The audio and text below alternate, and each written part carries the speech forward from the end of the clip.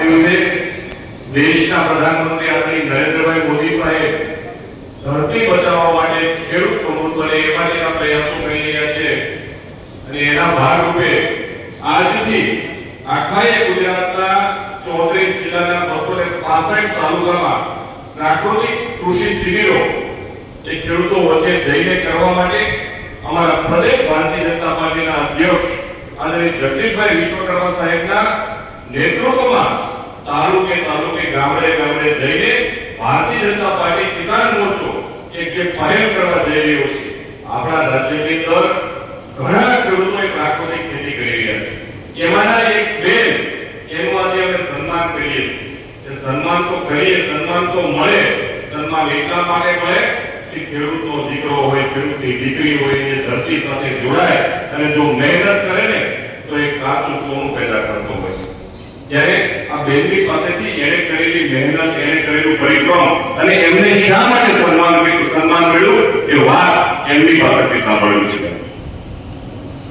મારું નામ અમરજેન મેસી જાલાકામ કાર્યકર વડોદરા કોઈ જિલ્લો અમદાવાદ છેલ્લા 2018 થી પ્રાકૃતિક ખેતી સાથે સંકળાયેલ છું। પોતે પ્રાકૃતિક ખેતી કરું છું। મારી જોડે નામનો 12 દીર્ઘાય છે। 12 દીર્ઘાય મારા ગાયથી નથી, બે બેટી છે, બાળકો નથી, છતાં 2018 થી પ્રાકૃતિક ખેતી સાથે સંકળાયેલ છે। આજે પણ ઘઉંનું ઉત્પાદન કરું, કાળી શાકભાજી। આજે દરેક ખેડૂતો લગભગ 400 રૂપિયા ઘઉં આજે હું આપણા અમદાવાદમાં એક જ ધરતી ઘઉં વેચાણ કરું છું। સારું ઉત્પાદન લેવું છે તો સારી ખેતી કરવી પડશે। જે ખાવું નથી અને જે આજે આપણે ખવડાવવું પણ નથી, જો આપણા પ્રાકૃતિક જોડે વળાંક છે ને આપણા ખેડૂતો સમજશે તો પ્રાકૃતિક ખેતી શું છે અને પ્રાકૃતિક સાથે સંકળાશો તો આજે આપણા ગુજરાતમાં તો શું કરે, આપણા દેશમાં ત્યારે રોગ પ્રતિકાર શક્તિ આપણે જઈ જાય કારણ કોઈ પણ વ્યક્તિ રોગથી રીવાશે એવું આપણે આજે પણ સાબિત કરી બતાવીશું। અને પ્રાકૃતિક ખેતી સાથે 100% સંકળાવ આજે ને તો કાલે ને તો પરમ દિવસ પ્રાકૃતિક ખેતી સાથે સંકળાવ પડશે 100%। એટલે આજે જાગૃતિ સભા એટલે મારા ખેડૂતો નમ્ર વિનંતી કે આપણે પ્રાકૃતિક સાથે સંકળાવ પડશે, ગીર ગાય રાખવી પડશે। હું આજે કૃષિ સખીમાં મારા 3 પંચાયતમાં પણ કૃષિ સખીની તાલીમ પણ આપવા જાઉં છું આજે પ્રાકૃતિક ખેતીની।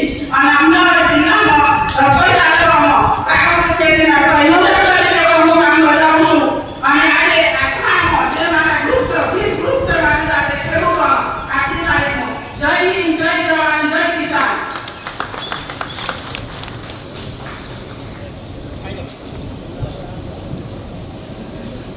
જયસિંહભાઈ, હર્ષદભાઈ, રામાણી સાહેબ, તમે બે આવો, તમારે બે ગામડે જવાનું છે, આવો બે।